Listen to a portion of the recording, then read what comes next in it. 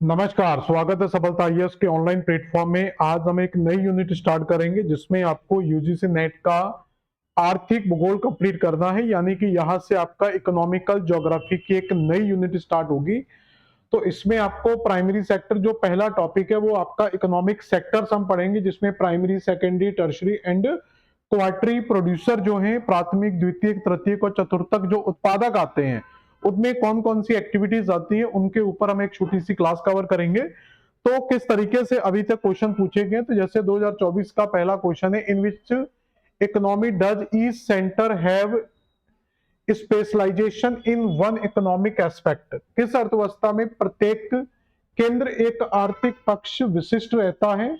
तो इसमें पहला दिया है स्थानिक, क्लोज्ड, ओपन या इंटर रिलेटेड इकोनॉमी। तो क्या इसका सही आंसर होगा, जल्दी बताएं फटाफट। तो इसका सही आंसर क्या होगा, जल्दी कमेंट करके बताएं। तो क्या इसका सही आंसर होगा।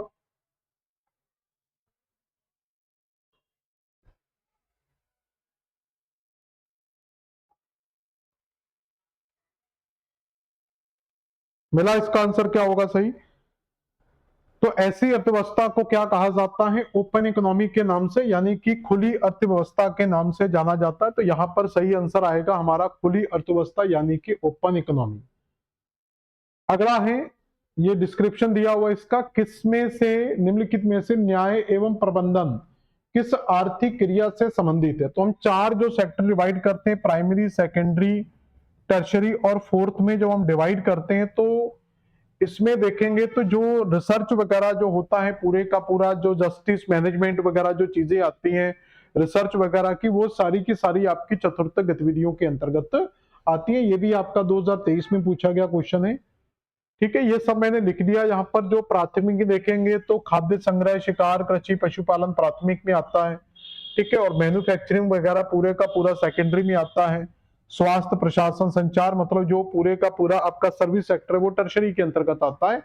और इसके बाद जैसे अनुसंधान, research and R and D वगैरह देखेंगे तो ये सारा का सारा आपका चतुर्थ क्रियाओं के अंतर्गत आता है। अगला है, मनोरंजन तथा सेवा से संबंधित कार्य को जाना जाता है, activity related to the entertainment and services. तो जब आप मनोरंजन सेवाओं की बात करते हैं, यानी कि सर्विस सेक्टर की बात कर रहे हैं, तो सर्विस सेक्टर आपका तृतीयक व्यवसाय से जुड़ा हुआ, यानी कि ये टर्शरी एक्टिविटीज से आपका संबंधित होता है। ये आपके कुछ सेक्टर्स हैं जिसमें आपका प्राइमरी, सेकेंडरी और टर्शरी में आप देख सकते हैं। फोर्थ सेक्टर इसमें नहीं है। तो ये तीनों प्रकार के, ये आपका प्राइमरी सेक्टर है, ये सेकेंडरी मैन्युफैक्चरिंग वाला, और सर्विस आपका पूरे का पूरा किसमें आता है, टर्शरी सेक्टर के अंतर्गत आता है। अगला है, manufacturing industry come under which economic activities. तो मैन्युफैक्चरिंग को किसमें डालेंगे, तो जितने भी प्रकार की मैन्युफैक्चरिंग होती है, यानी कि जितनी भी इंडस्ट्रीज आती हैं वो सारी की सारी आपकी सेकेंडरी उत्पाद के अंतर्गत आती हैं। तो ये आपके सेकेंडरी प्रोड्यूसर यानी कि सेकेंडरी एक्टिविटीज में शामिल होगा। बड़ा सिंपल टॉपिक है ये। चतुर्थ श्रेणी के व्यवसायों में कौन सा उदाहरण है, ये भी आपका 2024 में पूछा गया क्वेश्चन है। Which of the following is the quaternary activities. तो चतुर्थ में क्या आ जाएगा, जैसे खुदरा एवं थोक व्यापार, ठीक है, डंपिंग एंड ड्रिलिंग, कृषि, वानिकी, ये आपका खनिज से संबंधित है, ये प्राइमरी का भाग है। कृषि भी प्राइमरी का भाग है। ठीक है, रिटेल ट्रेड आपका ये सेकेंडरी में डाल सकते हैं, या इसको टर्शरी भी कह सकते हैं। तो जो वित्तीय परामर्श जो है, सूचना प्रौद्योगिकी, financial consultancy, information technology, R and D वगैरह जो जितना भी होता है, ये सब आपका चतुर्थ में आता है। इसेंशियली गुड्स फॉर इकोन्स, यानी कि in units in northern the Canada are supplied for Canada में जो एक्समो इनपुट्स जो रहते हैं कि आवश्यकता की वस्तुओं को द्वारा पहुंचाया जाता है। तो ये एक इसका, हालांकि इससे जुड़ा हुआ क्वेश्चन नहीं है, लेकिन फिर भी अपन इसको कर सकते हैं कि इसका सही आंसर क्या होगा। तो वो वायु मार्ग जो है वो सबसे अच्छा मार्ग यहां पर माना जाता है। तो ये आपका वायु मार्ग सबसे अच्छा आंसर आ जाएगा। क्लियर, तो इसमें आंसर क्या लगा देंगे, वायु मार्ग आंसर लगा देंगे। क्लियर, 1 मिनट में बैक आ रहा हूं।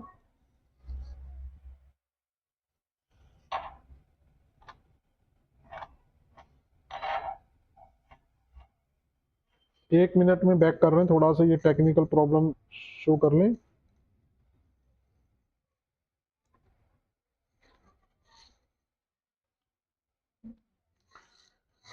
क्लियर हुआ इसमें? अगला क्वेश्चन क्या है? अगला क्वेश्चन देखेंगे तो अगला आ रहा है अर्थव्यवस्था के क्षेत्र और क्रियाकलाप के नाम यहां पर दिए हुए हैं, जैसे प्राइमरी, सेकेंडरी, टर्शरी, क्वार्टरी। अब इसमें आप देखेंगे कि जो सिंगिंग है, सिंगिंग क्या है? एक सर्विस का पार्ट होता है। तो और जो पोस्टल सर्विस है ये आपका सर्विस है। ईंट निर्माण देखेंगे तो ये आपका सेकेंडरी हो जाएगा। मोती कल्चर आपका जो हो जाएगा ये सेकेंडरी। तो यहां पर आप देखेंगे तो इसमें सही ऑप्शन क्या बैठेगा? तो इसमें सही ऑप्शन देखेंगे तो ए का, यानी कि प्राइमरी सेक्टर में कौन सा आएगा इसमें से?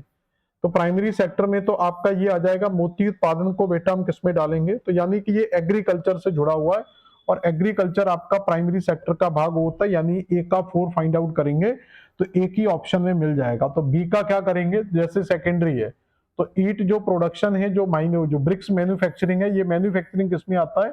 ऑलवेज सेकेंडरी सेक्टर में आएगा। तो ये बी का 3 भी मैच हो गया। सी का सेकंड देखेंगे तो सी का क्या हो गया? तृतीय सेक्टर। तो टर्शरी के अंतर्गत जो आ जाएगा वो गायन वगैरह आ जाएगा, डाक सेवाएं वगैरह आ जाएंगी। तो ये आपका टर्शरी में आ जाएगा। और डी का जो बचेगा वो फिर 1 बचेगा। तो ये ऑप्शन नहीं दिया तो डी का 1। वैसे गायन को, सिंगिंग को आप सर्विस सेक्टर में काउंट कर सकते हैं, लेकिन ऑप्शन के हिसाब से जाएंगे तो फिर आपके पास कोई ऑप्शन नहीं बचता है। तो ये आपका डी ही आंसर बिल्कुल सही होगा। अगला है the major reason of the fish production in. तो फिश प्रोडक्शन की अगर हम बात करेंगे तो ये आपका किस में आ जाएगा? तो ये आपका प्राइमरी सेक्टर का पार्ट होगा। तो ये आपका प्राइमरी एक्टिविटीज के अंतर्गत आएगा। तो प्राइमरी एक्टिविटीज में देखेंगे तो पूरे वर्ल्ड में ग्रांड बैंक एक आप जगह आपने सुनी होगी। तो ग्रांड बैंक जो क्षेत्र है, ये ग्रांड बैंक कहां पर है? ये नॉर्थ अमेरिका में जो कनाडा है, तो कनाडा में लोकेटेड है ईस्टर्न कोस्ट पर। कहां पर है? ईस्टर्न कोस्ट पर लोकेटेड है। ये सबसे बड़ा फिश प्रोडक्शन एरिया माना जाता है ग्रांड बैंक। एक पर्टिकुलर रीजन की अगर हम बात करेंगे तो ये उत्तरी अमेरिका सही आंसर आ जाएगा। तो उत्तरी अमेरिका का उत्तर पूर्वी तट जो मत्स्य उत्पादन के लिए फेमस है, यानी कि अगर आप नॉर्थ अमेरिका का मैप देखेंगे तो इस नॉर्थ अमेरिका के मैप में इस तरफ अगर आप जाते हैं ईस्टर्न कोस्ट पर, तो ये नॉर्थ अमेरिका। तो नॉर्थ अमेरिका के इस पॉइंट पर अगर आप जाएंगे तो यहां पर आपको मिल जाएगा ग्रांड बैंक। ग्रांड बैंक जो न्यू फाउंडलैंड वाले क्षेत्र का पार्ट है, यहां पर एक जगह मिलती है न्यू फाउंडलैंड। तो न्यू फाउंडलैंड का ही एक भाग है जिसको कहते हैं ग्रांड बैंक, जो मत्स्य उत्पादन के लिए सबसे ज्यादा फेमस है। जिसका रीजन है इधर से आने वाली कुछ गर्म जलधाराएं, जो गल्फ स्ट्रीम की गर्म जलधारा यहां से मिलती है, और ऊपर की तरफ से यहाँ पर कुछ ठंडी धाराएं जिसमें लेब्राडोर और ग्रीनलैंड की कुछ कोल्ड करंट यहाँ पर आके मिलती है। तो इस कारण से ये पूरे का पूरा जो पानी क्षेत्र है ये मत्स्य उत्पादन के लिए एक फेमस एरिया है ग्रांड बैंक। अगला है लौह एवं इस्पात उद्योग है।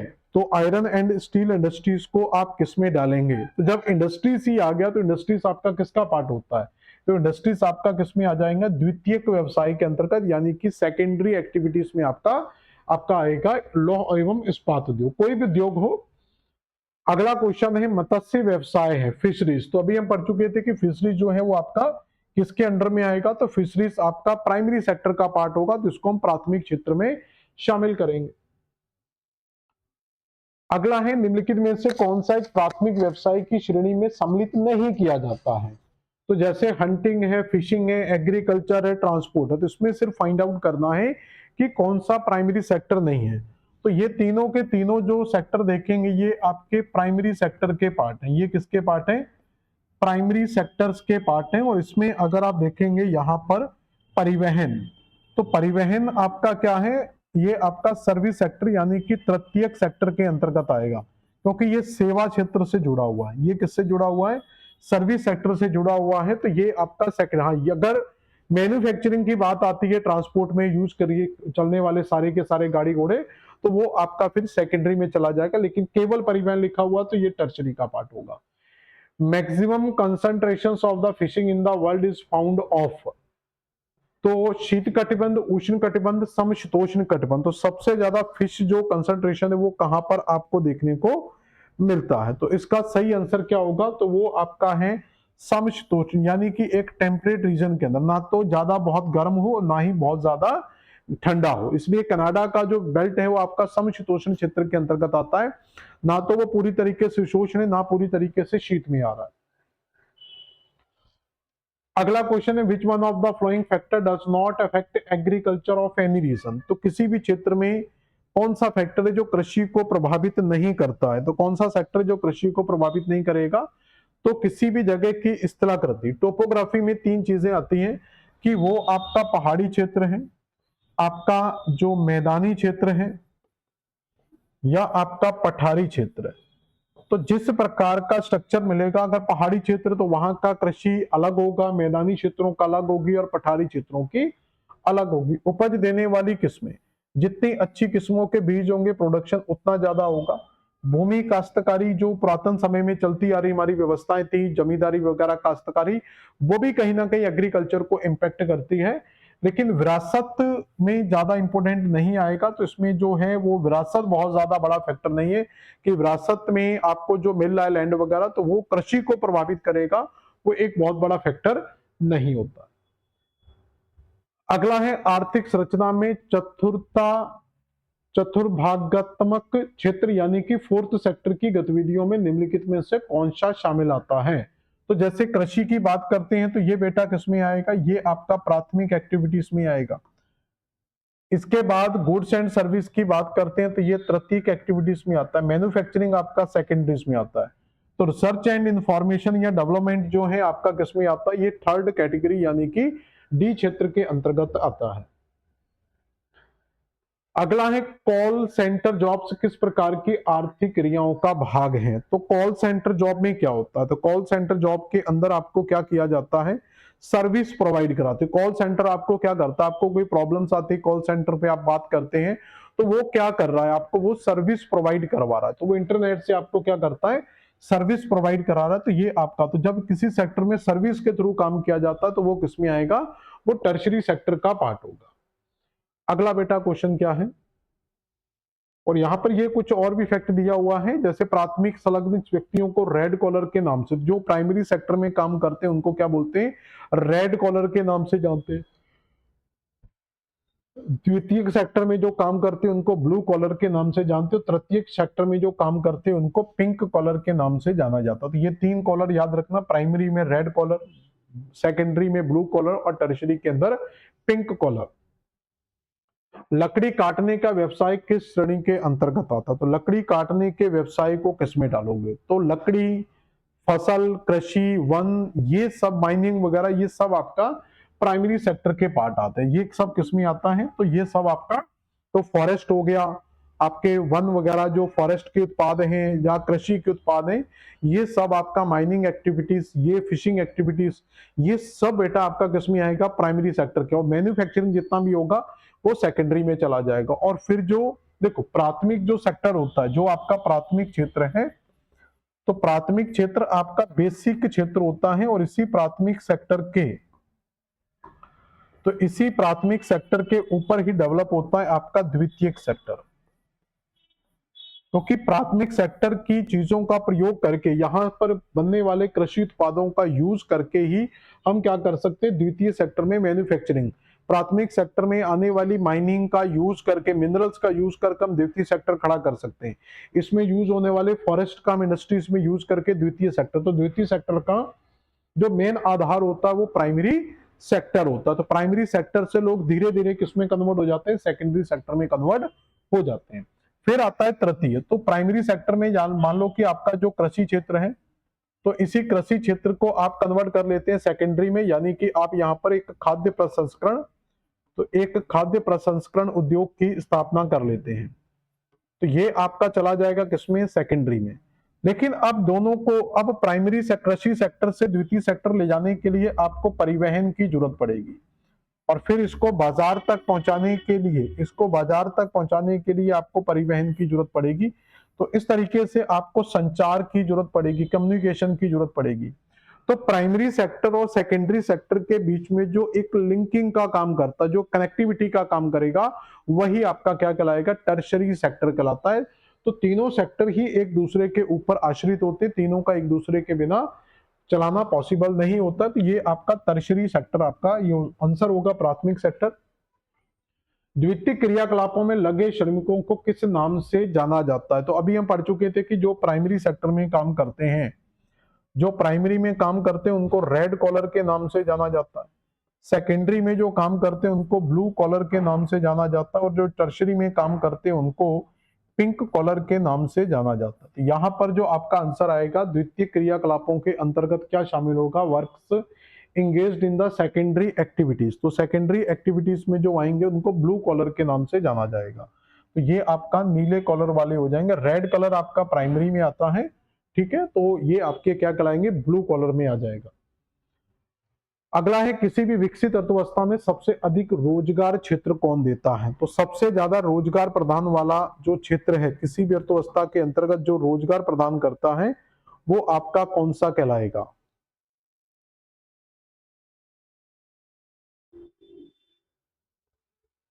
देखो जरा, तो जब हम प्राइमरी सेकेंडरी की बात करते हैं तो सबसे बेस जो इंडस्ट्रीज होती हैं, जो बेस आधार होता है वो आपका प्राइमरी सेक्टर ही होता है।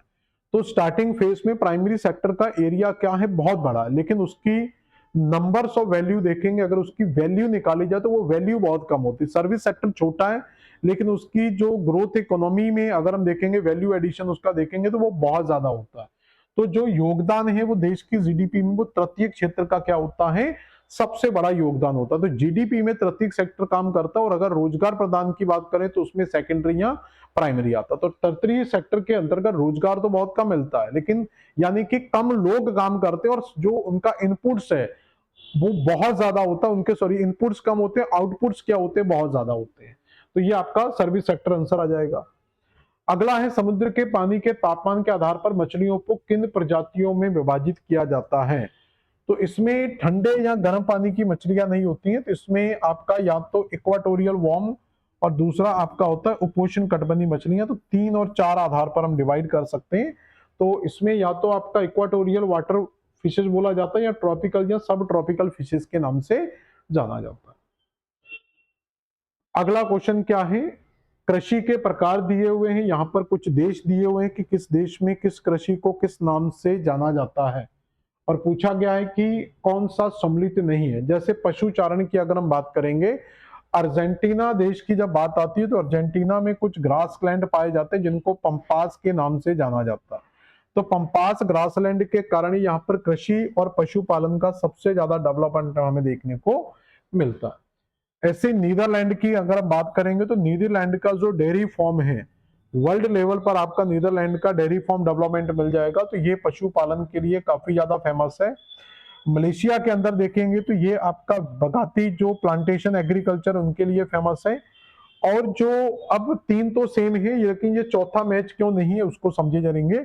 तो भूमध्य सागरी जो जलवायु क्षेत्र है ये आपका भूमध्य सागर के आसपास के देशों में आपको मिलता है, या फिर north America, California, south America का जो चिली तट है वहां पर आपको भूमध्य सागरी जलवायु मिल जाती है। सूडान के अंदर आपको भूमध्य, क्योंकि सूडान अफ्रीका के पूर्वी हिस्से में, और भूमध्य सागरी जलवायु ज्यादातर महाद्वीपों के पश्चिमी भागों में देखने को मिलती है, तो इसलिए सूडान वाला क्या होगा आपका डिसमिस हो जाएगा, ये आपका आंसर नहीं आएगा। अगला है, नॉर्वे, डेनमार्क, स्पेन, यूके मछली उत्पादक के किस क्षेत्र के अंतर्गत आते हैं। तो ये देशों को अगर आप देखोगे तो आप यूरोप कॉन्टिनेंट को देखो, इसके लिए मैपिंग आपकी बहुत अच्छी होनी चाहिए। तो ये आपका पूरे का पूरा एक बेल्ट में आपको बना के दिखा रहा हूं यहाँ पर।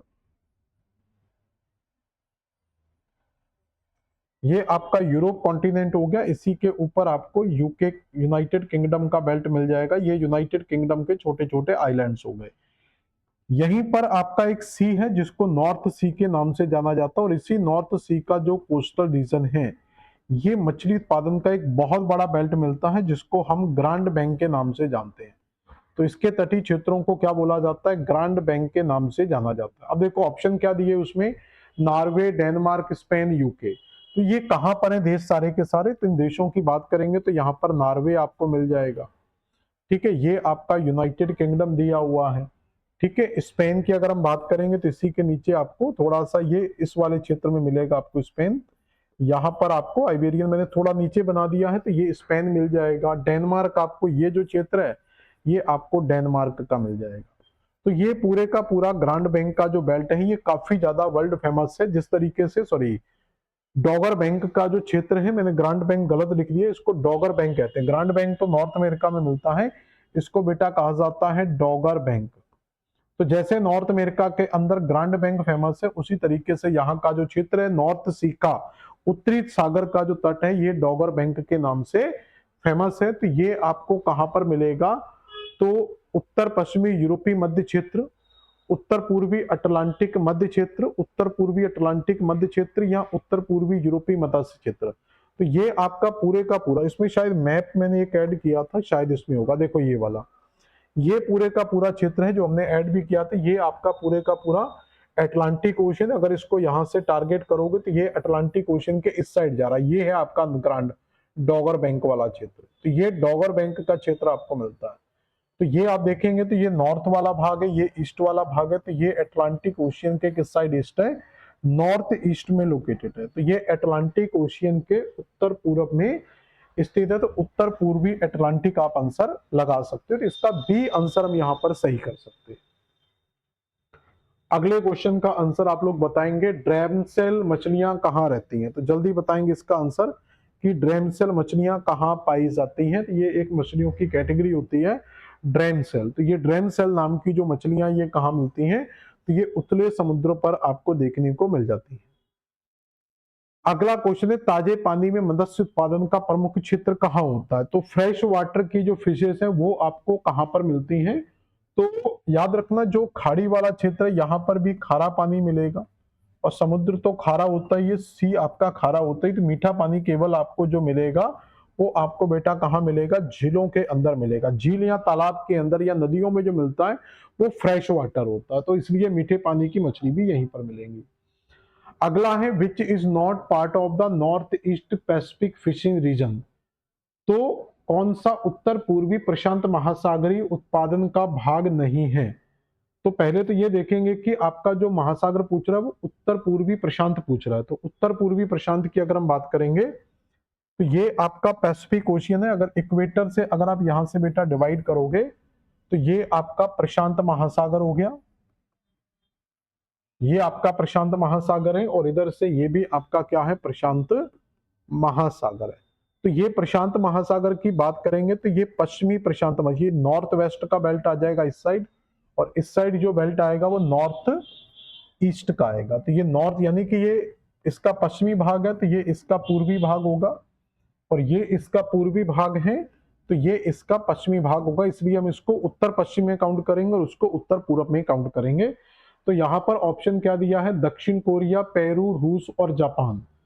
तो यहां पर देखेंगे तो दक्षिण कोरिया आपको यहां पर मिल जाएगा, तो जो कोरिया है वो आपको यहां पर मिल जाएगा। जापान भी आपको यहां पर मिल जाएगा। तो दक्षिण कोरिया यहां पर है, जापान यहां पर है।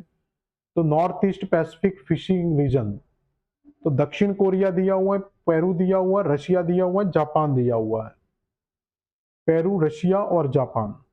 तो रूस आपको यहां पर मिल जाएगा। तो ये आपका रूस का क्षेत्र मिल जाता है, ये आपका सॉरी ये रूस, और जो ये है आपका जो पेरू है वो यहां पर मिलेगा, पेरू आपका यहां पर मिल जाएगा।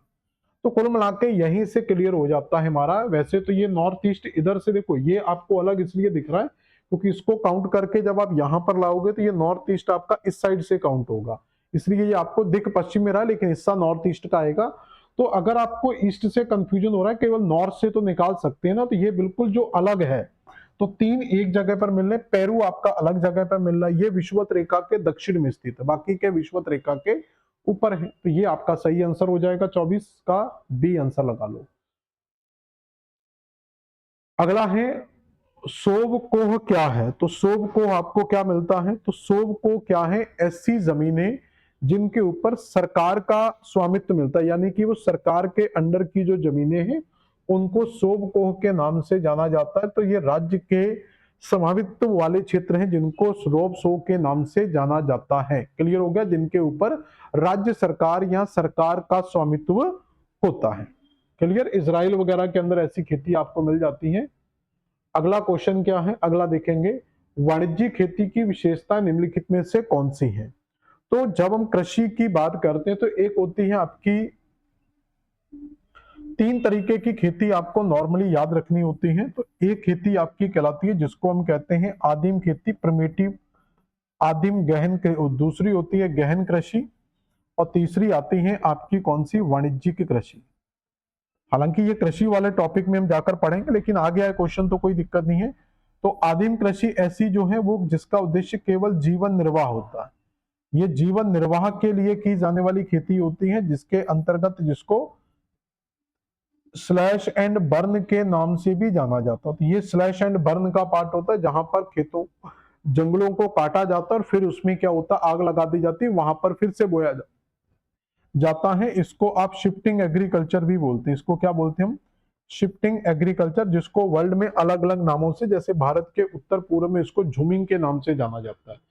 गहन कृषि होती है जिसमें टारगेट क्या होता है, उत्पादन टारगेट होता है। जब इसमें उत्पादन को टारगेट बनाया जाता है तो वो गहन कृषि कहलाती है। और वाणिज्यिक कृषि में जो मेन टारगेट होता है वो बाजार होता है। तो ये बाजार उन्मुख होती है, ये उत्पादन उन्मुख होती है और ये जीवन निर्वहन उन्मुख होती है। तो इस तरीके से आपका जो वाणिज्यिक खेती पूछा गया है कि जो किसान बाजार के लिए जब फसलें उपजाते हैं, तो जब किसान बाजार के लिए फसलों का उत्पादन करता है तो वो आपकी क्या कहलाती है, वाणिज्यिक कृषि के अंतर्गत आती है। जैसे चाय वगैरह, कपास वगैरह, गन्ना वगैरह, ये सब वाणिज्यिक कृषि के उदाहरण होते हैं। अगला आता है ग्रेट ब्रिटेन में लुगदी कम पर कागज अधिक और स्वीडन में लुगदी अधिक क्यों है? यानी कि ब्रिटेन में कागज ज्यादा बनता है लेकिन उसकी लुगदी कम है, और जबकि स्वीडन में लुगदी अधिक है लेकिन पेपर का काम कम होता है। तो डिपेंड करता है कि आपके कारखाने कहां पर, उसका इंटरनेशनल लेवल पर कनेक्टिविटी कितनी ज्यादा, तो वहां पर कारखाने, तो ब्रिटेन में कारखाने ज्यादा लगाए गए क्योंकि उसकी इंटरनेशनल जो कनेक्टिविटी है वो बहुत अच्छी है। तो लुगदी निर्माण कच्चा माल उन्मुख है जबकि बाजार उन्मुख है। तो यूके बाजार उन्मुख है, स्वीडन ज्यादा बाजार उन्मुख नहीं है। अगला है मिश्रित खेती की विशेषताएं क्या है? तो मिश्रित खेती का मतलब क्या होता है कि जब आप कृषि करते हैं और कृषि के साथ साथ जब आप पशुपालन भी करते हैं, जैसे फार्मर्स हैं वो कृषि का कार्य भी कर रहे हैं और पशुपालन का काम भी करते हैं, तो ऐसी कृषि को हम किस नाम से जानते हैं? तो उसको हम मिश्रित खेती के नाम से जानते हैं, या कृषि और पशुपालन दोनों ही किया जाता है। अगला ट्रंक खेती किस खेती से संबंधित है? तो ट्रंक फार्मिंग आपकी जो है वो सब्जियों से संबंधित है। यूएसए में इसको स्पेशली ट्रंक फार्मिंग के नाम से या ट्रक फार्मिंग के नाम से जाना जाता है। ये यूएसए की एक प्रणाली है जो वेजिटेबल से संबंधित होता है। मानव गतिविधियां जो आय उत्पन्न कहलाती हैं वो क्या कहलाती हैं? तो मानव की वो गतिविधियां जो आय उत्पन्न करती हैं वो कहलाती है आर्थिक गतिविधियां। तो मानव भी क्या एक रिसोर्स है, एक गतिविधि है जो आर्थिक गतिविधियों के द्वारा क्या करता है, प्रोडक्शन उत्पादन करता है, यानी कि उत्पादन को बढ़ावा देता है। अगला है प्राथमिक कार्यकलाप का उदाहरण है, which is the primary activities. तो प्राइमरी एक्टिविटीज में क्या होता है, जैसे कार मैन्युफैक्चरिंग है तो ये आपका सेकेंडरी में आएगा। हस्तशिल्प है, ये आपका सेकेंडरी ही कह सकते हैं। शिक्षण है, ये आपका टर्शरी कह सकते हो इसको। कोल माइनिंग है तो माइनिंग आपका प्राइमरी में आता है, तो इसमें जो आंसर आएगा वो ए आ जाएगा। तो कोल माइनिंग को हम प्राइमरी सेक्टर में डालेंगे। टीचिंग जो होती है वो एक सर्विस सेक्टर का भाग है, तो इसमें 31 का आंसर हो जाएगा।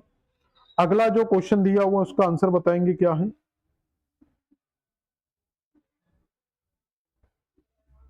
जल्दी बताएं अगले क्वेश्चन का आंसर क्या होगा? 32 का प्राथमिक द्वितीयक तृतीयक चक्र जो क्षेत्र दिए तो अनुसंधान आप जानते हैं कि ये चतुर्थ सेक्टर का भाग होता है, ठीक है। और पल्स जो कल्चर है ये आपका प्राइमरी सेक्टर में हो जाएगा। सूत कताई सेकेंडरी में चला जाएगा और रेलवे आपका टर्शियरी में चला जाएगा। यानी कि जो ऑप्शन बनेगा वो 3, 4, 2 और 1 होगा। तो 3, 4, 2, 1 जो है वो आपका दिया हुआ बी बॉम्बे ऑप्शन, तो ये बी बॉम्बे आपका बिल्कुल सही हो जाएगा। अगला क्वेश्चन क्या है? ऑपरेशन फ्लड संबंधित है। तो ऑपरेशन फ्लड किससे संबंधित है? तो इसको देखें जरा। तो ऑपरेशन फ्लड आपका दुग्ध उत्पादन से संबंधित है। वर्गीस कुरियन भारत में इसके जन्मदाता माने जाते हैं। अगला है, ये कृषि के अंदर पढ़ेंगे अपन डिटेल से, इसलिए मैंने कोई ना कोई कौन सा अपहरण आर्थिक क्रियाओं के अंतर्गत आता। तो अपहरण आर्थिक क्रियाओं का मतलब क्या होता है कि जहां पर आप जब कृषि करते हैं तो उस कृषि के अंदर आप पर्यावरणीय लॉस काफी ज्यादा करते हैं, यानी कि आप पर्यावरण का एक तरीके से अपहरण करते हैं। तो वो गतिविधि होती है आपकी सबसे बड़ी उत्खनन, क्योंकि माइनिंग के अंतर्गत हम माइनिंग तो करते हैं लेकिन माइनिंग के साथ साथ सबसे ज्यादा उसके लॉसेस भी हम लोग करते हैं। तो उसमें पर्यावरण का काफी ज्यादा नुकसान होता है, इसलिए इनको क्या बोला जाता है? एक्सट्रैक्टिव इकोनॉमिक एक्टिविटीज, यानी कि अपहरण आर्थिक गतिविधियां इनको कहा जाता है। क्लियर हो गया? तो ये आपका आंसर आ जाएगा। अगला क्वेश्चन क्या है, निर्माण उद्योग किस आर्थिक क्रिया में आते हैं? तो निर्माण उद्योग किस संबंध में है? तो मैन्युफैक्चरिंग आप जानते हैं कि ये सेकेंडरी सेक्टर से संबंधित है, तो इसका सही आंसर क्या हो जाएगा? सेकेंडरी इसका बिल्कुल सही आंसर हो जाएगा। अगला बेटा क्या, न्यू फाउंडलैंड की अधिकांश जनसंख्या लगी हुई है? तो न्यू फाउंडलैंड हम पढ़ चुके हैं कि ये नॉर्थ अमेरिका में स्थित है। ग्रांड बैंक इसमें सबसे बड़ा क्षेत्र मिलता है। तो ग्रांड बैंक इसमें सबसे बड़ा क्षेत्र मिलता है किस चीज के लिए? मछली उत्पादन के लिए। तो मत्स्य का ये एक बहुत बड़ा क्षेत्र है, इसलिए इसमें डी आंसर लगा सकते हैं। तो न्यू फाउंडलैंड की ज्यादातर जो पॉपुलेशन है वो आपकी मत्स्य उत्पादन करती है। आर्थिक क्रियाकलापों का सही क्रम क्या है? तो आर्थिक क्रियाकलापों का सही क्रम यहां पर क्या होगा? जल्दी बताएं इसका आंसर। तो आर्थिक क्रियाकलापों का मतलब है कि सबसे पहले व्यक्ति भोजन संग्रहण करता है, फिर कृषि, फिर औद्योगिकरण। तो पहले व्यक्ति जो था वो पहले केवल जो करता था वो भोजन संग्रहण के लिए करता था, फिर धीरे धीरे कृषि में आया और कृषि से वो इंडस्ट्रीज में आ गया। तो डी आंसर आप यहां पर लगा, यानी कि पहले एक आदिम कृषि प्रिमिटिव एग्रीकल्चर किया जाता था, फिर वो कृषि पर आ गया। अगला जो क्वेश्चन है वो है which of the following is the tertiary activities? कौन सी तृतीयक गतिविधि है? तो व्यापार एवं वाणिज्य, परिवहन, सर्विसेज, ऑल ऑफ दीज। तो सारे ही आ जाएंगे। तो ये सारी ही आपकी क्या कहलाती हैं? तृतीयक गतिविधियां कहलाती हैं, जहां पर सेवा प्रदान की जा रही है। विनिर्माण किस वर्ग की आर्थिक क्रिया? तो मैन्युफैक्चरिंग। अभी ये इस तरीके की, ये तो बिल्कुल सिंपल क्वेश्चन है। अब देखो, अब तो आपके बनते चले जाएंगे। तो ये आपकी सेकेंडरी एक्टिविटीज का पार्ट होता है, अब तो आपके आसानी से बन जाने चाहिए। Largest sugarcane producer in India? तो ये सॉरी इन टन्स लिखा हुआ है। तो सबसे बड़ा जो गन्ना उत्पादक है वो आप ब्राजील आंसर लगा सकते हैं। ये कृषि के अंदर मैं इनको बताऊंगा कि गन्ने का पूरा क्राइटेरिया क्या है। ये तो मिक्स टाइप के बीच बीच में क्वेश्चन आ गए हैं, तो इसलिए हमने यहाँ पर कर लिए हैं। अगला, मलेशिया में कोको के साथ किस फसल को मिलाकर अंतर फसल की शुरुआत की जाती है? कोको यानी कि कोको का जो प्रोडक्शन होता है, ये एक बीज होते हैं कॉफी के, उसको कहते हैं कोको प्रोडक्शन। अफ्रीका के अंदर एक घाना कंट्री है जहां पर कोको का सबसे ज्यादा प्रोडक्शन किया जाता है। तो यहाँ पर ये नारियल की खेती करते हैं, कोकोनट की खेती करते हैं। अगला, विश्व में मछली का सबसे बड़ा निर्यातक कौन है? देखो यहाँ पर देश की बात हो रही है। अभी तक हमने देखा था कि मछली, देखो मछली का अलग अलग तरीके से, कहीं प्रोडक्शन ज्यादा हो रहा है, कोई उत्पादन ज्यादा कर रहा है, कोई निर्यात ज्यादा करता है, तो इस तरीके से अलग अलग क्वेश्चन आते हैं। तो निर्यात के मामले में नॉर्वे का पहला स्थान आता है। ग्रांड बैंक वाला क्षेत्र इसी के आसपास, सॉरी डॉगर बैंक वाला जो क्षेत्र है वो इसी के आसपास आपको मिल जाता है। अगला, निम्नलिखित में से कौन सा तृतीयक क्षेत्र से? देखो यहां पर एक बार समझ लो, मानव मछली के भोजन का न केवल महत्वपूर्ण है बल्कि इससे सस्ता सुगम पौष्टिक खाद्य पदार्थ। मछलियों का सबसे अधिक किस्में संयुक्त राज्य। देखो अब किस्में अगर पूछा जाएगा, तो अगर हम किस्मों की बात करेंगे तो सबसे ज्यादा किस्में संयुक्त राज्य अमेरिका में मिलती हैं।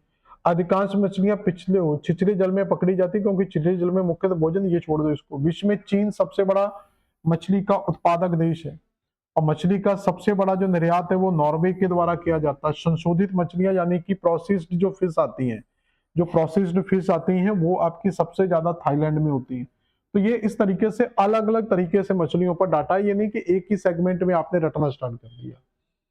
निम्नलिखित में से कौन सा तृतीय क्षेत्र से संबंधित है?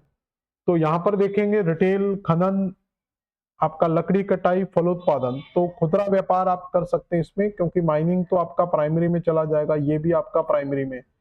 फल उत्पादन जो है ये आपका प्राइमरी में ही जाएगा, तो आप रिटेल वाला लगा सकते हैं। तो जो खुदरा रिटेल है ये आपका एक तरीके से सर्विस सेक्टर का पार्ट हो सकता है। कौन सा व्यवसाय प्राथमिक क्रियाकलाप है? तो प्राथमिक क्रियाकलाप में जाएंगे तो पशुचारण आपका प्राथमिक हो जाएगा, ये आपका सेकेंडरी में चला जाएगा, ये दोनों आपके टर्शरी में चले जाएंगे। विश्व में प्राकृतिक रेशम का सबसे ज्यादा अग्रणी देश कौन सा है? जल्दी बताएं इसका। तो रेशम की अगर हम बात करेंगे, आर्टिव जो नेचुरल सिल्क वगैरह प्राकृतिक आता है, उसमें चीन का सबसे पहला स्थान आता है।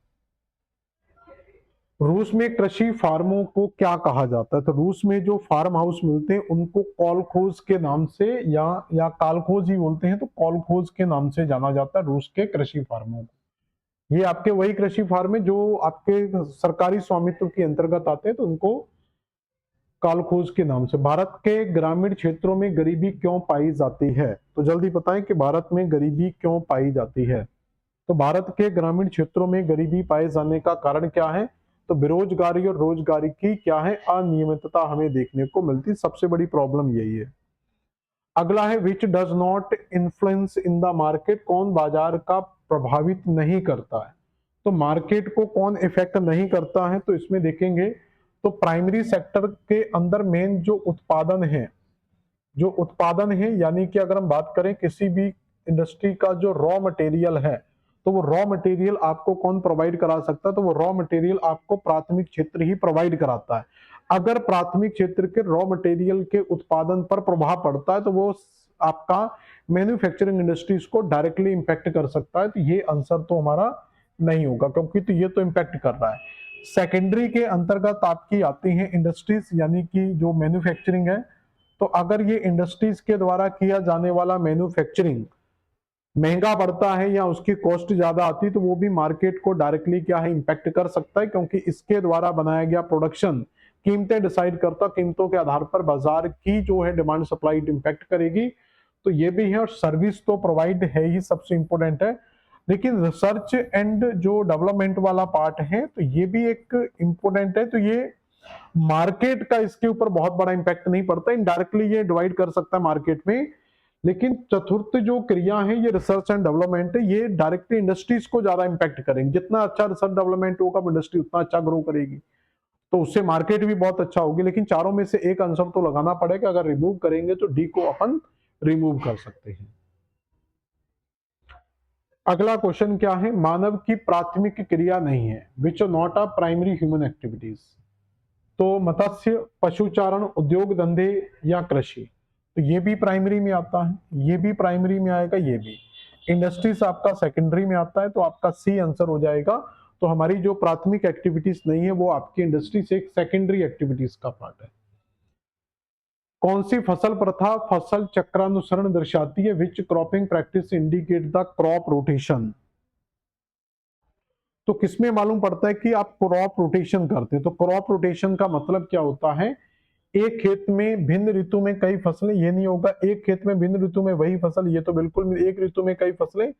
तो एक ऋतु में एक फसल और अगली ऋतु में हम क्या करते हैं? दूसरी फसल करते हैं, यानी कि फसल को हम बदल कर बोते हैं, तो ये कहलाती है क्रॉप रोटेशन।